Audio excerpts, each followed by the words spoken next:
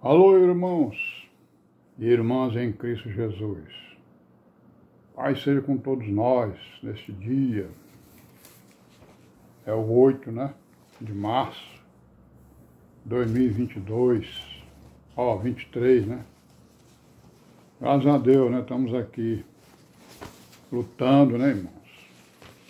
Contra o mal, contra os espíritos malignos, contra os falsos irmãos, que vêm para o nosso meio, para se aproveitar da nossa liberdade, Misericórdia de nós, Senhor.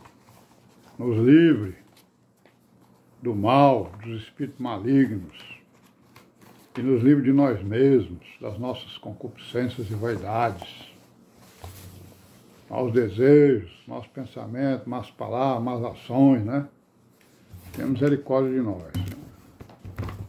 E estamos aqui, irmão, vivos, vigilantes, procurando aí imitar as virgens prudentes, que ouvem a palavra e a põem em prática,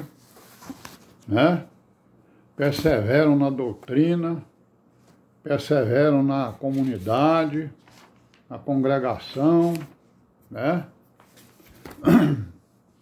não abandona a congregação, continua aí perseverando e graças a Deus.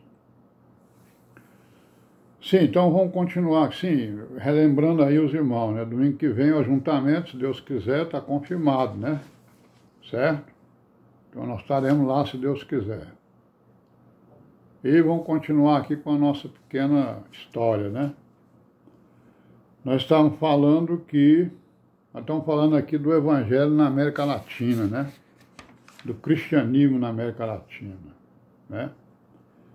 Falamos aqui que um pastor batista, ele foi para a Argentina no ano de 1818, e em 1819 ele foi nomeado diretor da educação lá pelo governo argentino, Este pastor também foi para o Chile, para o Peru, a convite exatamente desses países, e então lá ele fez lá o seu trabalho, Então nós estamos mostrando aqui que a chegada dos protestantes, na América Latina foi depois da independência desses países, Inclusive do Brasil, Nós já vimos aí alguma coisa. Então o protestantismo ele ganhou força com as imigrações, Então depois das independências, as imigrações começaram a acontecer, certo? Basicamente de protestantes, digamos assim. E, logicamente, eles vinham com as missões, Com as suas missões, a todos os países da América Latina, Nos anos de 1820 em diante, Até os dias de hoje, Mas o grosso mesmo foi entre 1820, e 1900. Mas isso continuou até hoje. Então foram levas, de ingleses, suíços, alemães, italianos, A maioria protestantes. Aí no ano de 1900 ocorreu um sínodo, lá em Missouri, nos Estados Unidos, que iniciou suas atividades missionárias no Brasil, certo? Onde já atuavam outras denominações, como os luteranos, os anglicanos, Então já estavam aí ensinando, o povo acerca da doutrina deles, do cristianismo, Graças a Deus.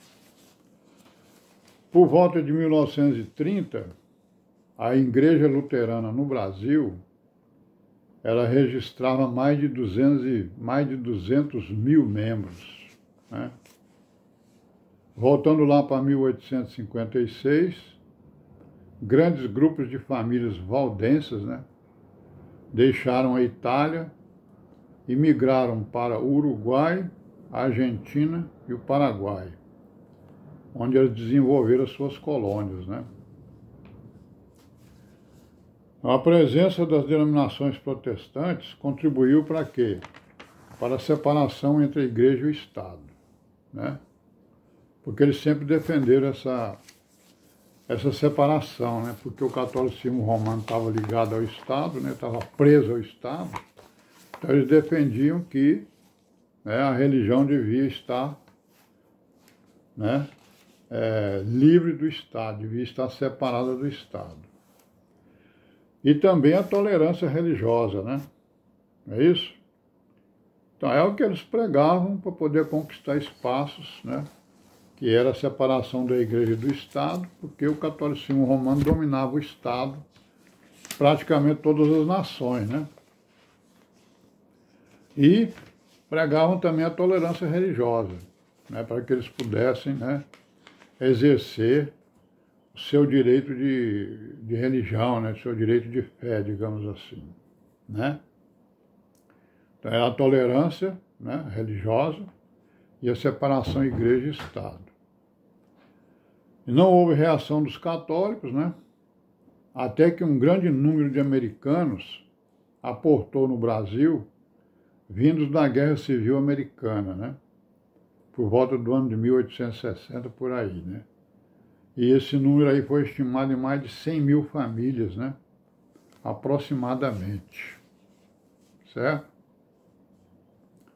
Muita gente, né? Muitos, porém, voltaram para os Estados Unidos. Vieram e voltaram, né? Pelo que muitos historiadores são de opinião de que não aconteceu essa grande leva, né? Aconteceu sim uma migração, mas não nesse número que alguns dizem que aconteceu, né? A grande migração de americanos para o Brasil, né? E é o que se sabe, os ingleses calvinistas, né, foram os primeiros protestantes a aportar na América Latina, né? Sendo a Bolívia a primeira investida deles, né? Certo? Depois foi o Chile, aí foram lá para a Argentina, na Terra do Fogo, começando lá por baixo, né? E em 1844 foi estabelecida a Sociedade Missionária Sul-Americana, que atuou, né, também no Paraguai, na Argentina e no Peru. Então a gente fica prestando atenção, né, irmãos, que as religiões elas gostam de formar redes, né, para criar dependências, né, certo? E nós sabemos, já falamos sobre isso, nós sabemos que a igreja ela é um organismo local, né? Ela se movimenta localmente. Ela não depende de outra localidade, não depende de outra igreja, de outro grupo. Ela pode ter comunhão, né? Pode e deve, né? Pode e deve ter comunhão. Então, se nós, né? Se nós encontrarmos com, digamos, outros grupos que queiram ter comunhão conosco, né?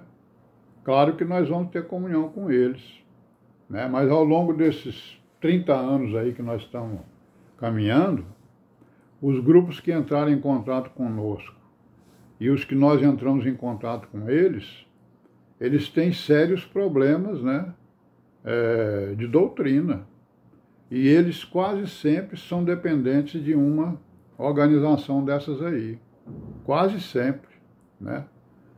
Principalmente dessas organizações internacionais, certo? Então isso tem pesado no fato de que a gente também não tem encontrado com irmãos, né, verdadeiros, que queiram realmente viver igreja, evangelho, né? Certo? Mas nesses 30 anos aí nós já fomos em várias comunidades, já visitamos várias comunidades, fomos visitados por várias comunidades e não houve a comunhão, por vários motivos, né? Algumas vezes temos que reconhecer que foi por falta de prudência nossa, né?